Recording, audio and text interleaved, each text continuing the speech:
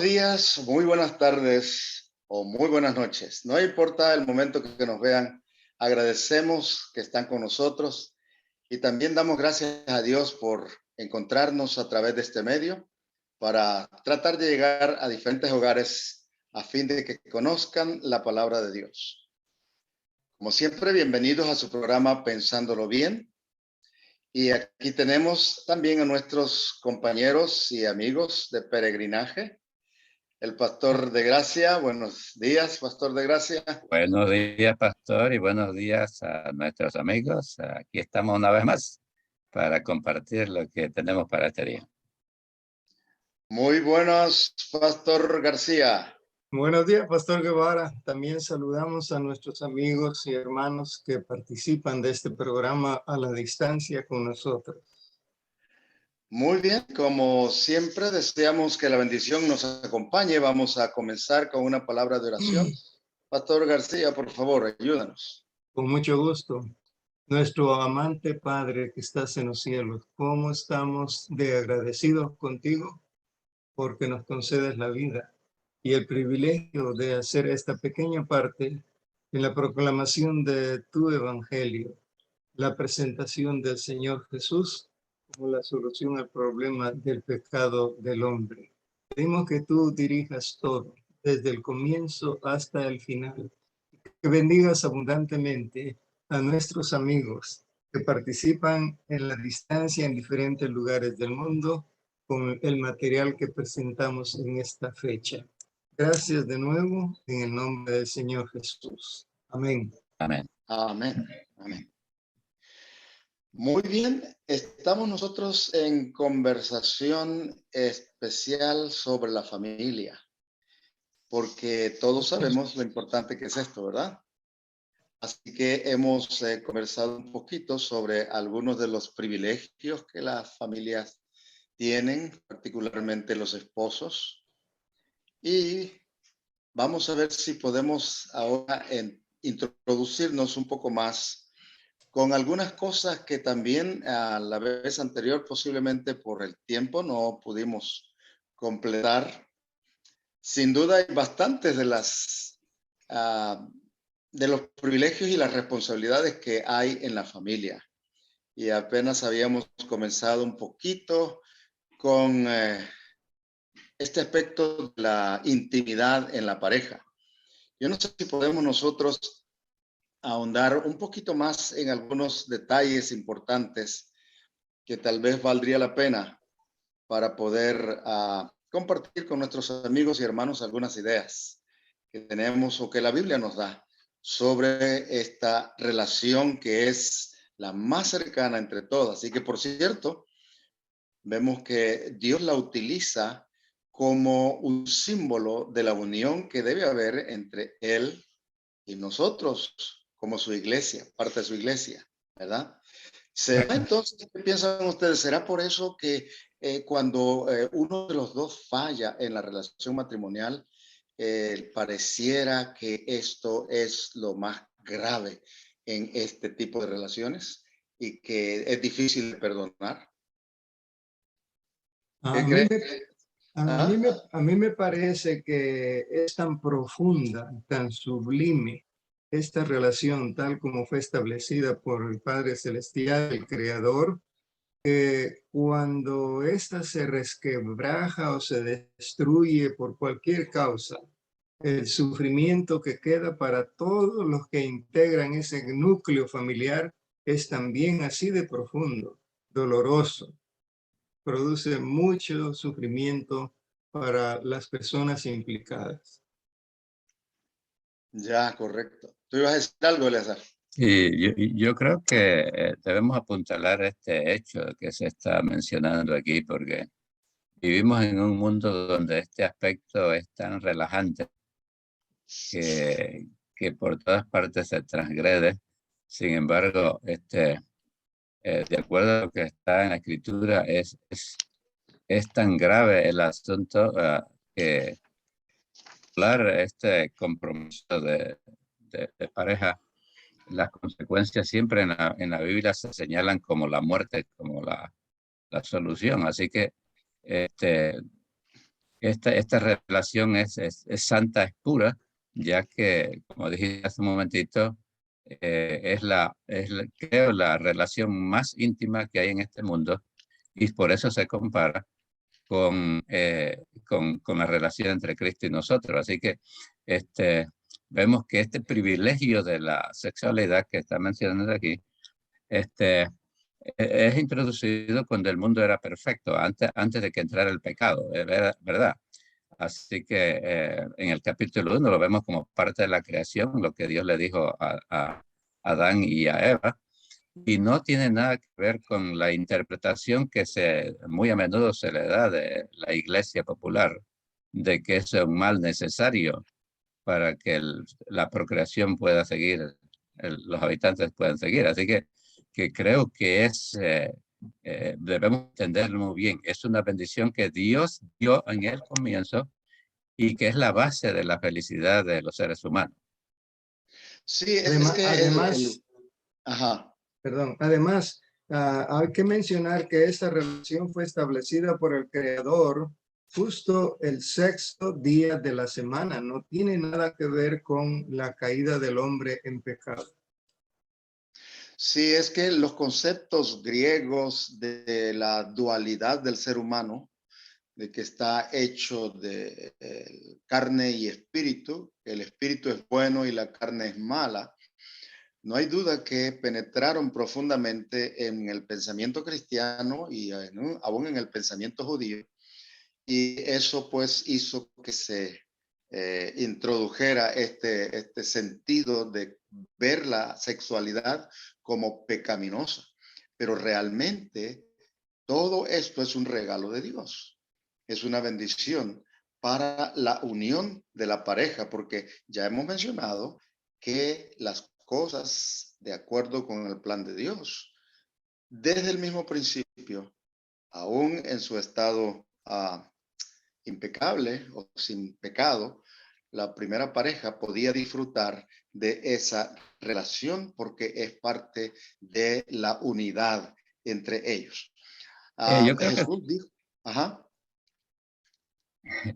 no quería cortarte el pensamiento, pero yo creo que debiéramos de otra vez repasar el texto que ya vimos la otra vez, pero debemos leerlo en esta ocasión porque estamos dando vueltas sobre ese mismo texto, que es el capítulo 1 de Génesis y su verso 28, donde dice que Dios los bendijo, o sea, a la pareja, al varón y a la mujer, cuando los unió, los bendijo. Y luego la primera orden que hay aquí en la Biblia es la de fructificad y multiplicad y henchid la tierra. O sea, son tres palabras que creo que debemos mencionar. Dios es el que manda a fructificarse, o sea, a reproducirse, y ya sabemos que para hacer eso está involucrado la sexualidad. Y además de eso debían de multiplicarse hasta llenar la tierra. Y vemos que Satanás ha tratado siempre de llevarle la contraria a Dios. Eh, eh, Hablando de que multiplicarse o reproducirse a través tiene algo malo. Y luego de multiplicarse, el plan de Dios era llenar toda la tierra con pareja, de acuerdo al texto bíblico, hasta llenar la tierra, henchirla. El enemigo ha tratado siempre de distorsionar ese aspecto y entonces, en vez de henchir la tierra, ya vemos que muchos de ellos tratan de quedarse en un solo lugar para llevar a la contraria a Dios. Yo quiero añadir ahí el texto de Génesis 2:24, porque eso tiene que ver con el acto sexual puramente. Dice Sí. la parte segunda del texto, se unirá a su mujer y serán una sola carne. No hay momento en que haya más cercanía entre un hombre y una mujer que el momento mismo del acto sexual. Parece que no hay ninguna otra relación que nosotros podamos tener como seres humanos cuando nos unimos para hacer un proyecto, una casa o un negocio, cualquier cosa. ninguna de estas relaciones compara en absoluto. Tienes fases quizás que se pueden comparar, pero ninguna es tan profunda, porque dice que dos personas, y lo especifica bien, un hombre y una mujer, no algo diferente. Un hombre y una mujer se unen y llegan a ser ¿qué dice ahí? Llegan a ser La carne. Un una solo sola cuerpo, carne. un O solo sea, cuerpo. eso no se puede hacer con ningún otro tipo de relación, solamente en el matrimonio. Correcto, es por eso que esa relación debe ser mantenida en una forma tan sagrada, tan cerrada, yo diría, entre el esposo y la esposa. Eh, por eso en Hebreos 13:4 se nos dice a nosotros que es honroso el matrimonio y el hecho sin mancilla, sin mancha, sin ninguna cosa impura. Y eso de pensar que porque el hombre es generalmente más fuerte en sus deseos en este aspecto, tiene el derecho de que fuera del matrimonio puede tener cuantas relaciones quiera, no es definitivamente el pensamiento bíblico que debe primar en la relación hombre-mujer. Por otro lado, también yo creo que nosotros necesitamos recordar que no solamente el propósito es procrear, ¿no es cierto? Ese es uno de los privilegios y responsabilidades que Dios le da al hombre, pero está el aspecto también de que tanto uno como el otro puedan disfrutar y a través de ese goce, ese placer que produce la relación íntima, puedan también estrechar mucho más sus lazos y de esa manera pues encontrarse como una pareja unidos en todo sentido. Así que Dios tiene propósitos enormes para el matrimonio y ojalá cada uno de nuestros amigos podamos entender juntos que no debemos jamás permitir que las costumbres que están en el ambiente sean las que dominen nuestras acciones en este aspecto tan fundamental para la felicidad del hombre. Y yo Bueno, quiero añadir ajá. algo a lo que acabas de mencionar, que si solamente para la procreación ha sido dado este privilegio, en realidad nosotros no fuimos hechos como las bestias, fuimos hechos a la semejanza y a la imagen de Dios. Y en el caso nuestro, nuestro sistema, nuestro diseño en este sentido es diferente al de las bestias. Las bestias se juntan solamente para procrear. El ser humano no lo hace solamente en ese contexto. El ser humano se acerca de esta manera en la forma más íntima que existe para expresarse, para sentirse una sola carne. Y no necesariamente tiene que nacer un ser humano de esa unión. Sí, Correcto. yo quisiera añadir algo, y es que la Biblia pone en claro que uno entra en una relación que debe permanecer, o sea, la sexualidad, que es parte de ella, este, debe de permanecer siempre, siempre que los dos lo decidan, porque aquí hay un texto en Primera de Corintios, capítulo 7, donde habla bastante amplio de diferentes cosas del matrimonio, y hay un texto que dice, capítulo 7 de Primera de Corintios, y el versículo número 5, donde dice claramente que no os defraudéis el uno al otro, a no ser por algún tiempo de mutuo consentimiento para ocuparos en la oración. O sea, que es la razón por la que menciona aquí que una pareja puede decidir no tener relaciones sexuales, interrumpirlo, debe ser por asunto religioso, para orar. Y luego añade el texto, para y volver otra vez, volved a juntaros en uno, porque no os tiente Satanás a causa de vuestra incontinencia. O sea, el deseo sexual es algo que permanece en la pareja y no debiera en ambos y no debiera ni abusarse de ese privilegio, ni tampoco descuidarlo. Como dijo alguien una vez, que la sexualidad quizás no sea lo más importante, pero que la sexualidad es como el aceite en un auto. Si no le echas aceite, el auto se funde. Así que debemos de mantenerlo siempre en su nivel correcto. Eleazar, estoy de acuerdo contigo en un sentido, pero me gustaría como un ingrediente esencial de eso, hacerle recordar a cada uno de nuestros amigos que también es importante mantener el respeto del uno por el otro. No es o no debe ser algo forzado, algo que simplemente porque yo lo quiero y como yo lo quiero en este momento, pues tiene que hacerse. Debemos recordar que cada persona es un individuo y el respeto que debemos el uno al otro debe primar por encima de nuestras pasiones. Así que eso vale la pena que lo recordemos en forma constante.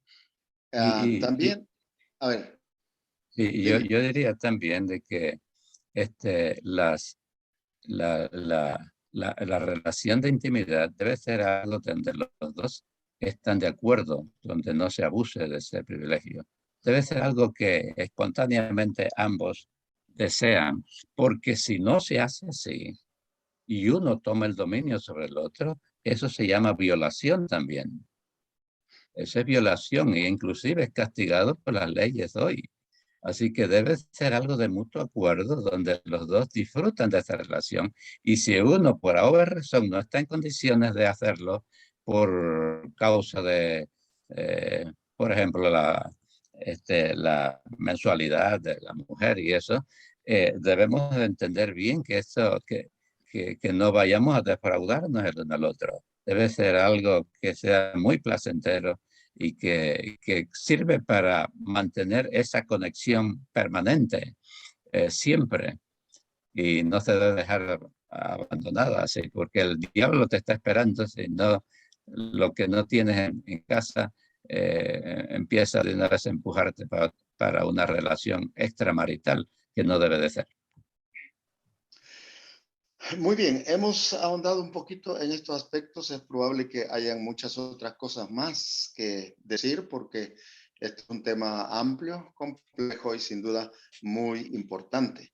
Y ojalá en los comentarios que nuestros amigos hagan puedan también expresar algunos de sus pensamientos que nos ayuden a todos para poder recordar el propósito de Dios con este asunto del matrimonio. Ahora bien, vamos a ver si podemos comenzar o comentar algunas cosas con respecto a las responsabilidades que deben haber en la familia dentro del hogar, cómo deben ser llevadas algunas de estas cosas a fin de que todo funcione bien. Y vamos a comenzar tal vez por el aspecto de la educación de los hijos. ¿Qué podemos decir con relación a esto que nos dice la Biblia? ¿Cuál debiera ser la relación entre padres e hijos? Tal vez pienso que sería bueno ponernos de acuerdo antes de entrar a más profundo en este tema acerca de si el concepto de educación, como se ve en términos seculares, es el mismo que la Biblia o la palabra de Dios propone a sus hijos. ¿Qué Muy bien. entiende el mundo afuera por educación y qué entiende el pueblo cristiano basado en la escritura por el concepto educación? Yo tengo aquí una cita de un libro de una autora cristiana. Ella se llama Elena de White y en la página número 11 de su libro titulado Educación, ella dice que la verdadera educación es el desarrollo armonioso de las facultades físicas, mentales y espirituales. Prepara al estudiante para el gozo de servir en este mundo y para un gozo superior proporcionado por un servicio más amplio en el mundo venidero. Yo aquí encuentro un concepto acerca de educación que es muy, muy amplio. A mí me parece que trasciende esta vida. Y, Eh, en muchos aspectos más, como dijéramos, mm, mm, habla un poco más acerca de no solamente aspectos que tienen que ver con el aprendizaje de nuevas técnicas o de materias intelectuales, sino que es Exacto. muchísimo más que eso. eh, por eso yo quiero mencionar que dos personas que piensan casarse debieran antes tener una consejería con un experto que ayude a visualizar todas esas cosas desde el comienzo, porque cuando uno se casa, este, debe estar consciente de que van a venir los hijos, que es parte de la unión, eh, de multiplicarse, y que hay responsabilidades tremendas, porque no hay ninguna otra cosa que sea tan profunda como eso, ya que de la sexualidad viene un hijo, puede nacer un hijo, o van a ser a su debido tiempo un hijo, una hija, y debiéramos de saber que ese privilegio que Dios nos ha dado, de tener un hijo, una hija, como yo estoy muy feliz con los hijos que Dios me dio, Amén. este, felices con ellos, y creo que teníamos ese concepto claro de que esos hijos no son nuestros, sino que son de Dios, y Dios los ha colocado en nuestras manos. O sea que en este mundo nosotros somos como dioses para ellos, porque ellos desde pequeñitos, cuando están chiquitos, tomamos las veces, nosotros tomamos las veces de Dios para educarlos en los principios de, de, de, de Dios. Eh, la educación de afuera solamente abarca dos aspectos y deja quizás el más importante, el que debe modelar todo, y es el espiritual, de donde Dios está. Sin Dios no podemos hacerlo. En el Salmo 127 le está reforzando lo que estás diciendo. Dios nos recuerda algo que es fundamental, me parece, para esto de la educación de los hijos. Dios Yes. dice allí que nosotros tenemos en ellos una herencia. El versículo 3, he aquí, herencia de Jehová son los hijos. Una herencia es algo que se recibe, así que son un don de Dios en todo sentido, porque cuántas parejas, ¿verdad?, están queriendo tener hijos y no pueden. Aún tienen que usar diferentes formas para poder lograr ese anhelo de todo hogar, de todo padre, de todos esposos, generalmente, con algunas pocas excepciones, de tener un hijo, de tener una hija. Así que la Biblia menciona que los hijos son una herencia de Jehová y una herencia la podemos malgastar o la podemos hacer que fructifique y progrese y pueda dar mucho, ¿Han ustedes pueda escuchado, aumentarse un poco más. ¿Han ustedes escuchado alguna vez algunas parejas disfuncionales en donde la madre cree que los hijos son de ella? Yo he escuchado casos así donde ellos dicen, no, él es mi hijo. O los Y padres, los perdón, pa- o los padres también, a veces dicen son los hijos de tus hijos, son tus hijos, no, porque ellos no así quieren que meterse en ningún tipo de educación, de orientación para ellos también. Eso es cuando no nos obedecen tus hijos. Sí, Yo tengo aquí otro pasaje que nos dice también cómo debiera estar basada la educación que le ofrecemos a los hijos que Dios nos confía. Dice Isaías 54:13, todos tus hijos serán enseñados por Jehová. es ¿A decir, dónde que nos lleva este pensamiento?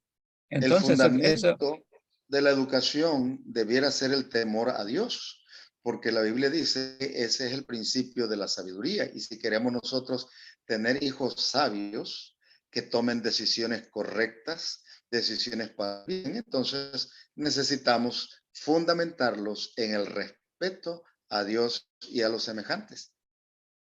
y yo me acuerdo, pastor, que eso era tan en nuestro matrimonio, cuando nació nuestro primer hijo, mi esposa estaba bien educada al respecto, y yo recuerdo que desde que nació, de que apenas nació ese día, ella le dio la lección, o sea, la lección que se prepara para niños.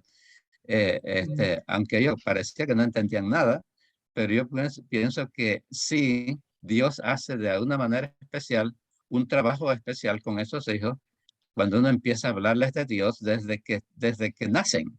Y eso es una actividad de todos los días sin fallarle.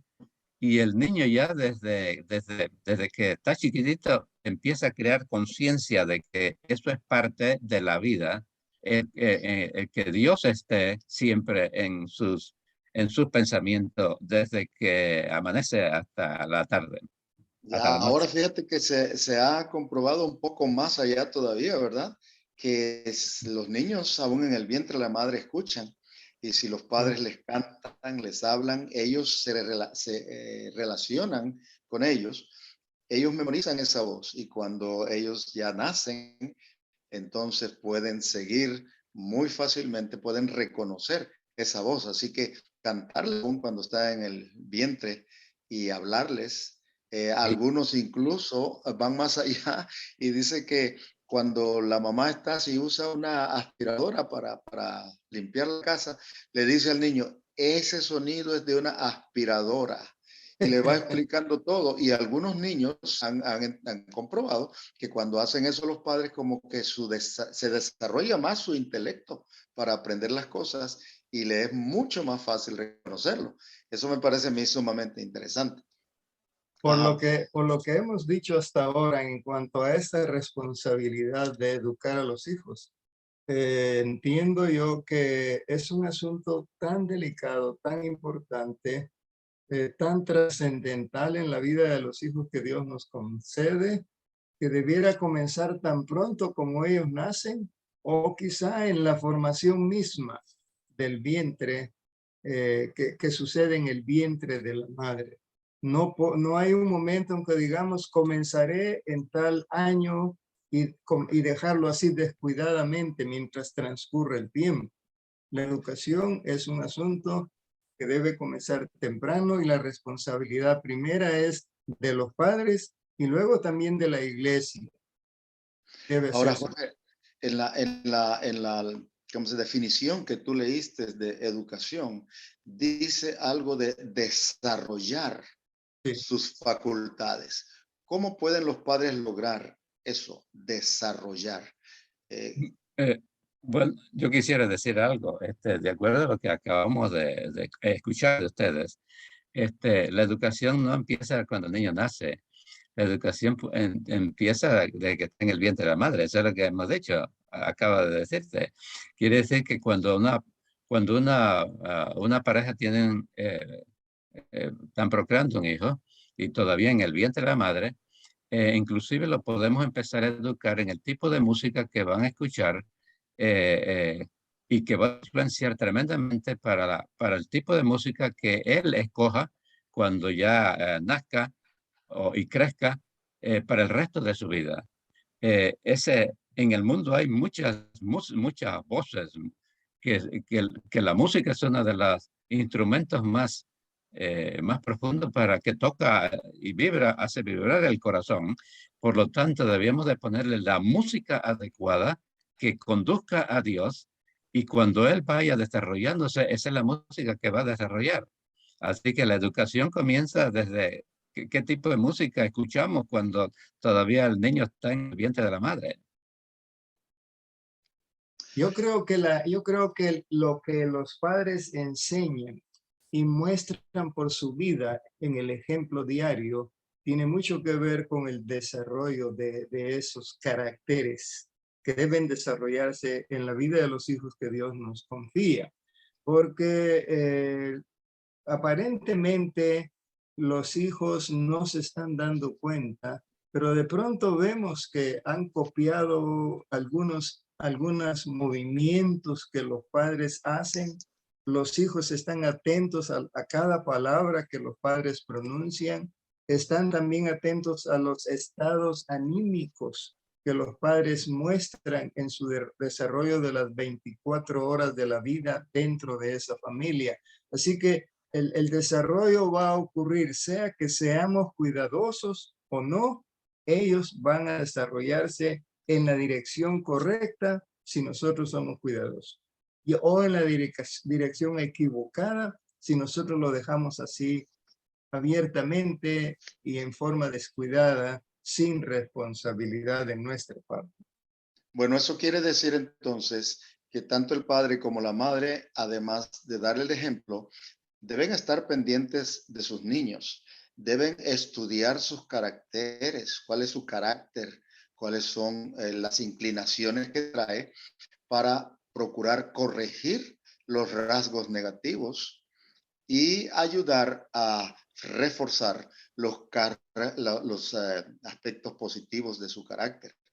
Esto es muy importante porque no todos o no a todos los niños se les puede corregir de la misma manera o disciplinar de la misma manera o enseñar de la misma manera. Cada uno es diferente, cada uno aprende distinto y debemos como padres conocer algunas de esas variantes para adecuar nuestras orientaciones al aprendizaje temprano de los niños. Y en esto Pastor, del aprendizaje, cuanto más temprano se inicie el aprendizaje de las cosas positivas, desarrollando en ellos los hábitos correctos, más fácil será para la madre ayudarlos a entender lo que ella pide para su bien. A ver, ¿qué decías? parece que un defecto en la mayoría de nosotros es que muchas veces estas cosas que debiéramos de saberlas y haberlas aprendido antes de entrar en esta relación, la aprendemos a golpe. Este, El problema, entonces, yo creo, en ese asunto, Eleazar, me parece a mí que el hombre hemos descuidado porque para todo lo demás se va a una universidad, se va a tomar un curso, menos para ser padres. Y lo que dijiste al principio de que antes de que puedan entrar en el matrimonio, deberían buscar la orientación adecuada para poder estar mejor preparados para ser padres y esposos. Ujú. eso es lo que le recomendaríamos siempre a todos. Yo le he recomendado a todas las personas desde que tomé estas clases, y es que parte de la responsabilidad de ahora de un pastor es ayudar a nuestros filigreses a, a tener conciencia, ayudarlo para que pueda prosperar en la vida y no fracasar. Así que ahí es donde la consejería matrimonial de un maestro, de un pastor o de alguien experto al respecto, nos ayuda a nosotros a poder visualizar esos privilegios, estas responsabilidades y darle lo mejor al niño. Y todavía creo que se hace más difícil la educación porque reconocemos que cada niño que nace puede ser completamente uno diferente, y aquellos que se aventuran a tener 5 o 6, pues imagínense, el trabajo se multiplica. Pues hay que ser psicólogo y maestro y de todo para poder hacerlo. Así que Ya. qué tremenda Bueno, responsabilidad. ¿qué piensan ustedes con relación a este texto que encontramos en la Biblia, en Efesios 6:4, por ejemplo? Dice, padres, Efesios 6:4, vosotros padres, no provoquéis a ira a vuestros hijos. Vosotros padres, no provoquéis a ira a vuestros hijos, sino criadlos en disciplina y amonestación del Señor. ¿Cómo será que el padre puede provocar a ira a su hijo? ¿De qué manera? ¿Qué es lo que el Señor querrá decir en esto? Yo En el versículo. pienso que en el trato que el padre da al hijo en su afán de corregir tal vez sus desvaríos, sus desvíos, puede puede caerse fácilmente en falta de respeto a la dignidad humana en la persona del hijo. Por lo tanto, no está diciendo aquí el apóstol Pablo que hay que dejarlos que hagan como les dé la gana, porque al mismo tiempo dice criadlos en disciplina y Correcto. amonestación del Señor, sino que está diciendo que los hijos tienen su personalidad, su propia dignidad, y que si el padre mismo quiere recibir respeto de los hijos, él debe dar ese respeto primero hacia sus hijos.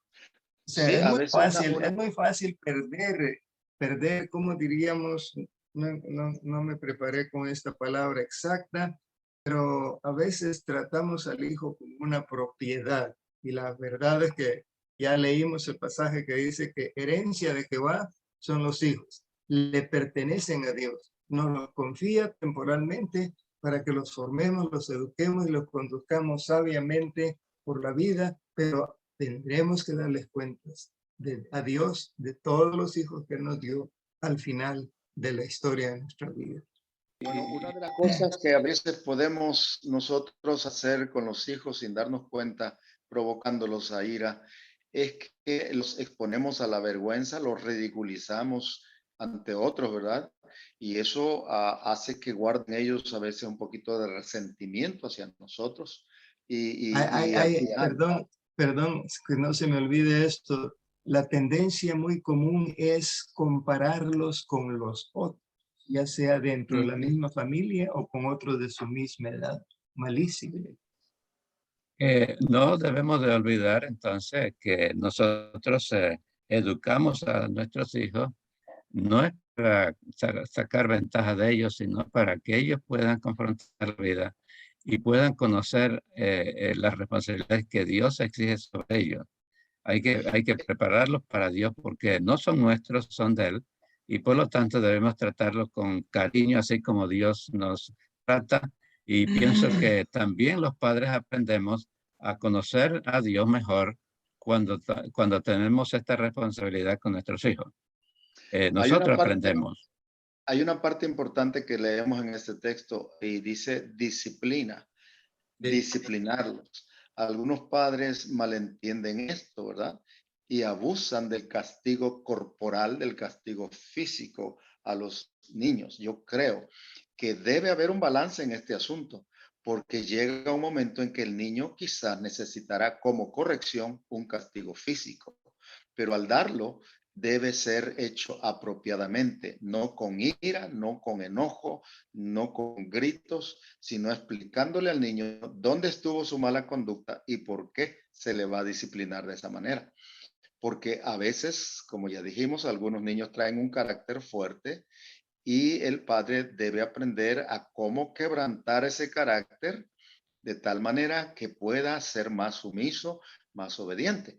Pero O sea que no debe ser a punta de puros golpes.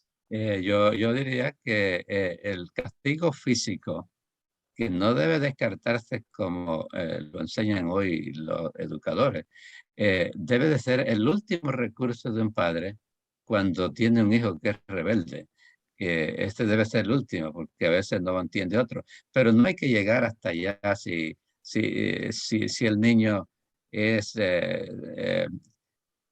es Educado a como obedecer, Eleazar, desde educado a pequeño. obedecer y Es que que el ese es el niño punto. sepa que tu papá lo están haciendo porque lo aman. Mira, el punto es este, porque cuando muchos padres no se dan cuenta que cuando le dicen al niño, le dan al niño una orden, niño, papito, haga esto, o mamita, haga esto, o no haga esto, y el niño insiste en hacerlo, usted ve que hay un desafío de parte del niño, entonces el padre a veces se descuida y lo deja, y lo vuelve a ver, te dije que no hicieras eso, y el niño sigue.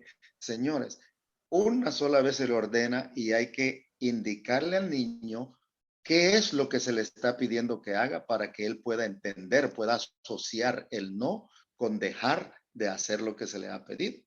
Así que es asunto de consistencia en la disciplina y es asunto de poner atención a los detalles y no por estar a veces en conversaciones con otras personas, no estar al tanto de que el niño obedezca lo que se le ha dicho desde pequeño, lo más Hay pronto posible. muchas cosas más Porque, que... perdón, déjame terminar eso, porque Sí, dice que hay que enseñar al niño a obedecer antes que razonar, antes que él Correcto. razone. es correcto, correcto. Así que es importante esto. Así que yo, El tiempo se una nos va, última por cosa, supuesto. una Ajá. última cosa que mencionaría yo sería que debemos de encomendarnos como padres a Dios primero para que Él nos dé la sabiduría que necesitamos para para guiar a nuestros hijos en sus caminos y que ellos puedan crecer en el temor del Señor, porque el deseo de todo padre cristiano es ver a su hijo un día en el reino de los cielos. No hay, sería una tragedia que mis hijos eligieran el camino del mal y que no los vea yo en el reino de los cielos. Eso para mí sería una tragedia. Así que eso debe ayudarnos a nosotros a cuidar a esos niñitos, a educarlos para Dios con intenciones bien definidas de que los estamos educando para aquel que es el dueño de ellos y que quiere que vivan con él por la eternidad. Este es un punto muy importante, queridos amigos, la educación de los hijos. Sin duda apenas hemos tocado el punto fundamental de educarlos para la honra y la gloria de Dios. Amén. Pero es básico para nosotros como cristianos. Dios permita que a través del estudio de la Biblia, a través de pedir a Dios su dirección, nosotros aprendamos a orientar correctamente a nuestros hijos, recordando que somos puestos aquí en esta tierra en lugar de Dios, para que ellos puedan aprender a ser hombres o mujeres de bien, que honren y glorifiquen el nombre de Dios y que un día Amén. estén con nosotros en el reino de los cielos. Por lo tanto, nuestro ejemplo, nuestra palabra, nuestra corrección y nuestro amor es indispensable a fin de que ellos, a través de nosotros, vean el amor de Dios reflejado en cada cosa de nuestro mundo. Y a los Amén. hijos Dios les dice: honra a tu padre y a tu madre, para que tus días se alarguen en la tierra que Jehová tu Dios te da.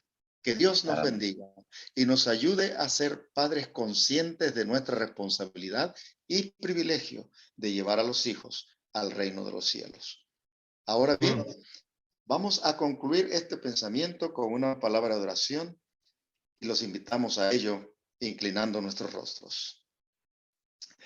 Padre eterno, gracias por el privilegio enorme que nos das de formar un hogar, de formar una familia, de tener hijos que puedan no solamente darnos alegría en esta tierra, sino honrar tu nombre para siempre al estar con nosotros en el reino de los cielos. Danos la sabiduría necesaria para poderlos conducir correctamente y permite que cada padre pueda recordar que es un representante tuyo para orientarlos en el conocimiento de tu amor. Gracias por esta bendición en Cristo Jesús. Amén. Amén. Amén. Gracias por escucharnos. Siempre les recordamos que compartan estos pensamientos con algunos de sus amigos y familiares y les agradecemos también por sus comentarios y por suscribirse con nosotros. Denle siempre a la campanita un like y de esa manera nos ayudan a esparcir estos pensamientos bíblicos. Bendiciones para todos en su programa Pensándolo Bien entre amigos. Hasta Amén. la próxima. Amén.